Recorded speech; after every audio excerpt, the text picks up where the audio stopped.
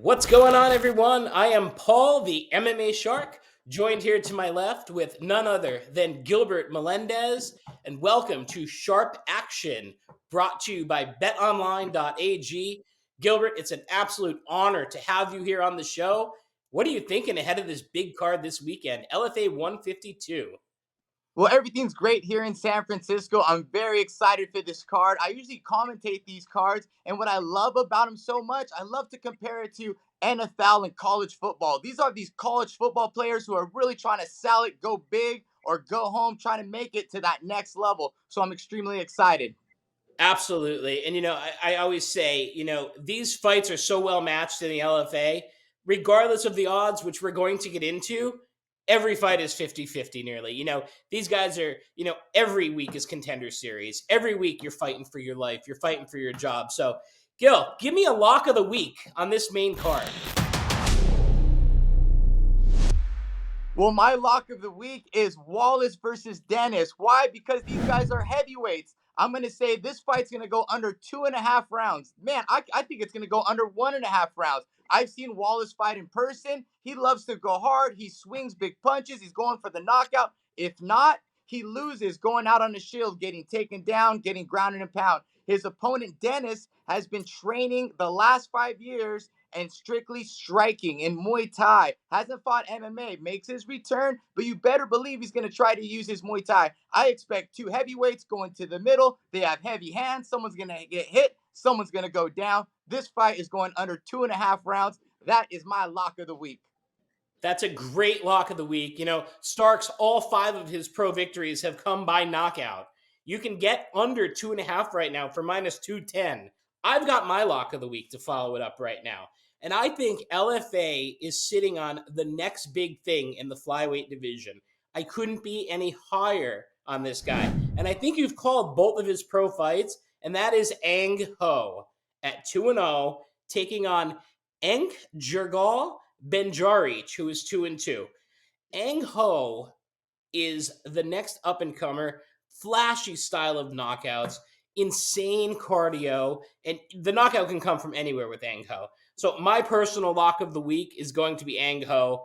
I don't know how you feel about it. I know you've called some of his fights. Right now he's coming in at minus 425. He opened up at minus 500, and money's actually been coming in on Benjaric on this fight. Well, I have to agree with you. I had the opportunity to see Ang Ho live. I actually gave him his nickname, Ang Highlight Ho, because I seen him fight this tough national champ or number 1 ranked Brazilian. They were scrapping, but Ang Ho, he knocked him out mid-air. I want to see Ang Ho get some adversity in his fight career. I just don't think we're going to see that until he reaches that high level. He's so polished. He's been taking the right steps each fight at a time. I really believe Ho is going to be successful in this. I think that's a good lock as well. So, you guys paying attention here. Both of our locks of the week are minus money. Maybe you put a little parlay on these two and get them close to even money. So I think there's some sharp action right there. Valentine's Day is right around the corner, boys. Valentine's Day is right around the corner. We need to get some money for our ladies. Absolutely. You could get that. You can get your wife's wedding ring out of the pawn shop with a couple hits here. Cash a couple tickets. I love it. And of course, outside of those 2 fights, LFA still has a 6-fight main card this Friday night. LFA 152, like every LFA on UFC Fight Pass, shaping out to be a stellar night of action. A female fight just got added to the main card, and I'm pumped for it. Jessica Middleton versus Gianni Barbosa. And, to those watching this that aren't familiar with these fighters, I'm going to tell you a little bit about this fight. You might see 5-6 versus 4-2 and think it's a mismatch. It's far from a mismatch. Jessica Middleton at 5-6 has taken on some of the best competition in Bellator in the LFA. She just took Haley Cowan to the distance on LFA. Cowan is now going to the UFC. Her adversary in this fight, Gianni Barbosa, she's the Chris Cyborg protege. But outside of being the Chris Cyborg protege, it gets overlooked. Her judo chops are insane. She was a Brazilian judo national team Olympic medalist. So, this is a fight. Jessica Middleton will put up a fight against anyone. Gianni Barbosa coming to fight. She's opened at minus 300. If you're on the Gianni Barbosa train, I would get your bets in now because that minus 300 is not going to last. I can see this closing over minus 600. Gil, what do you think about the Brandon Phillips versus Muhammad Idrisov fight? Getting a lot of attention on this card.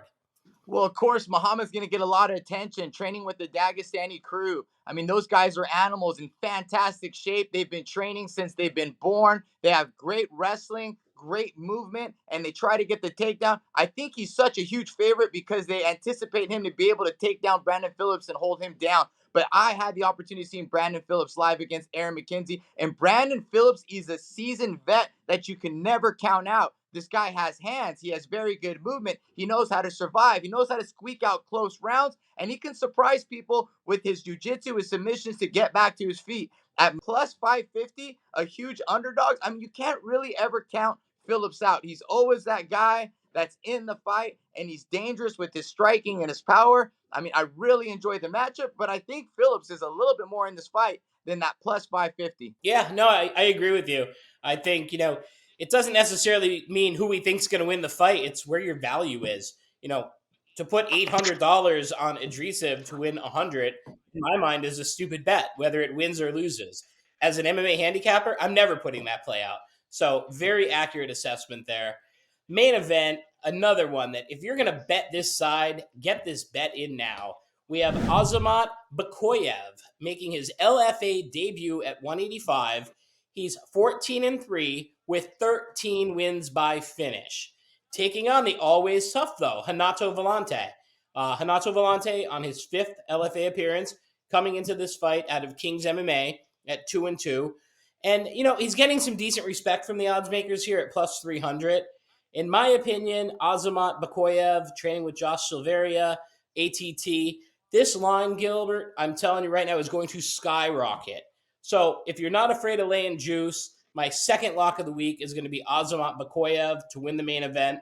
At minus 400 right now, I think it goes to minus 1,000 by the time that first fist is thrown on Friday night.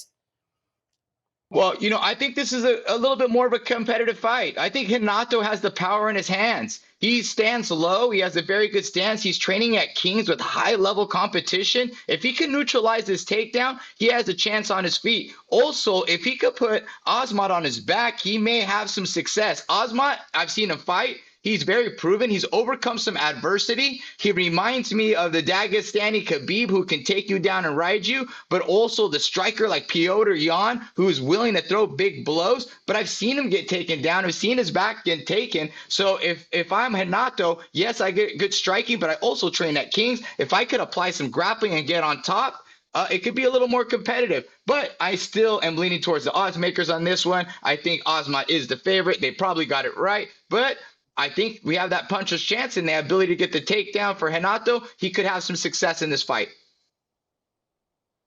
You're absolutely right. Renato Vellante is a killer be killed fighter. He comes forward. He's not afraid to take a punch, not afraid to stop a shot. So that's a quick write-up of what LFA 152 this Friday night on UFC Fight Pass is looking like.